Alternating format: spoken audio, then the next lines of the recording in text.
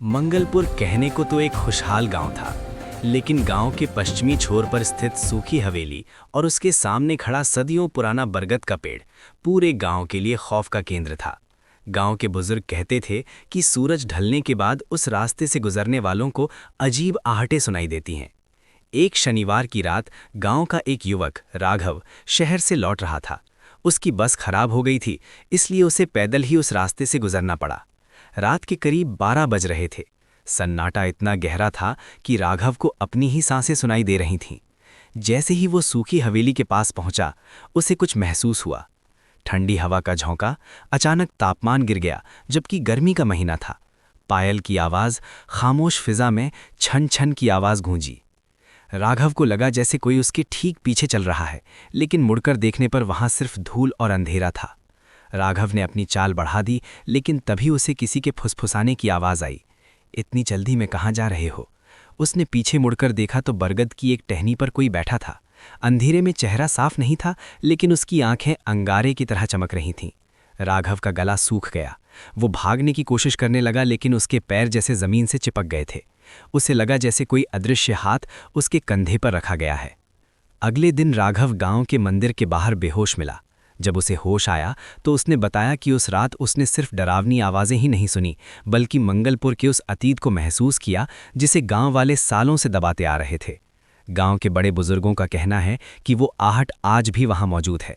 आज भी मंगलपुर में सूरज ढलते ही लोग अपने घरों के दरवाजे बंद कर लेते हैं, क्योंकि सबको डर है कि कहीं वो आहट उनके दरवाजे पर न रुक जाए। राघव उस रात के बाद कई दिनों तक बुखार में तपता रहा। वो बार बार नींद में वही एक वाक्य बड़बड़ाता, वो प्यासी है। गांव के मंदिर के पुजारी बाबा करुणाकर ने जब ये सुना तो उनके माथे पर चिंता की लकीरें उभर आईं। उन्होंने राघव के पिता से कहा, मंगलपुर की इस मिट्टी के नीचे कुछ ऐसा दफन है जो अब बाहर आना चाहता है। उसे जागृत कर दिया गया है। जैसे जैसे राघव ठीक हुआ, उसकी जिज्ञासा डर पर हावी होने लगी।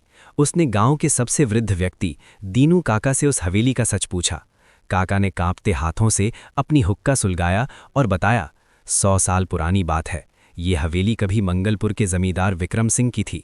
अधूरी इच्छा। जमींदार की बेटी वैदेही को संगीत और नृत्य से प्रेम था, लेकिन एक रात हवेली में भीषण आग लगी और पूरा परिवार जलकर खाक हो गया। अदृश्य नर्तकी। कहते हैं कि आज भी पूर्णिमा की रात को हवेली के जर्जर आंगन से वैदेही के नाचने और उसके पायलों की छन छन की आवाज़ सुनाई देती है। राघव ने तय किया कि वो इस डर का अंत करेगा। उसने अपने 2 दोस्तों समीर और विक्की को साथ लिया। वे टॉर्च, गंगाजल और हिम्मत लेकर आधी रात को हवेली की ओर बढ़े। जैसे ही उन्होंने हवेली के भारी लकड़ी के दरवाजे को धक्का दिया, वो एक चीख के साथ खुल गया।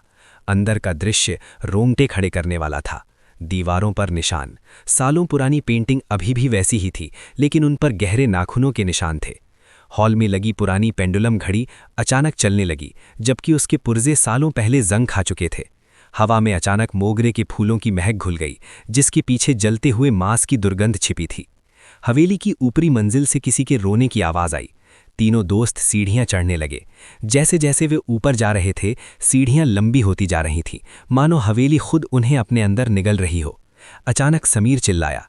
उसकी टॉर्च की रोशनी में उन्होंने देखा कि फर्श पर परछाइयां नाच रही थीं, जबकि वहां कोई इंसान मौजूद नहीं था। तभी सामने के बड़े आईने में राघव को एक धुंधली आकृति दिखी। एक युवती जिसके सफ़ेद लिबास पर खून और राख के धब्बे थे। वो ठीक राघव के पीछे खड़ी थी।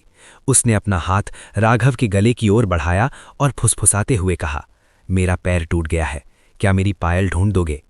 राघव ने हिम्मत नहीं हारी। उसने देखा कि आईने के पास एक पुरानी चांदी की पायल पड़ी है। उसने कांपते हाथों से उसे उठाया और आंगन की ओर फेंका। जैसे ही पायल फर्श पर टकराई, एक जोरदार चीख गूंजी और पूरी हवेली हिलने लगी। तीनों दोस्त जान बचाकर बाहर की ओर भागे। पीछे मुड़कर देखा तो वो विशाल बरगद का पेड़ हवा न होने के बावजूद पागलों की तरह झूम रहा था। वो विशाल बरगद का पेड़ अपने आप गिर चुका था और हवेली के मलबे से एक पुरानी पायल मिली, जिसे बाबा करुणाकर ने पवित्र नदी में प्रवाहित कर दिया। मंगलपुर में अब वो खौफनाक आहट सुनाई नहीं देती, लेकिन आज भी जब हवा चलती है तो लोगों को लगता है जैसे कोई दूर खड़ा उन्हें देख रहा है।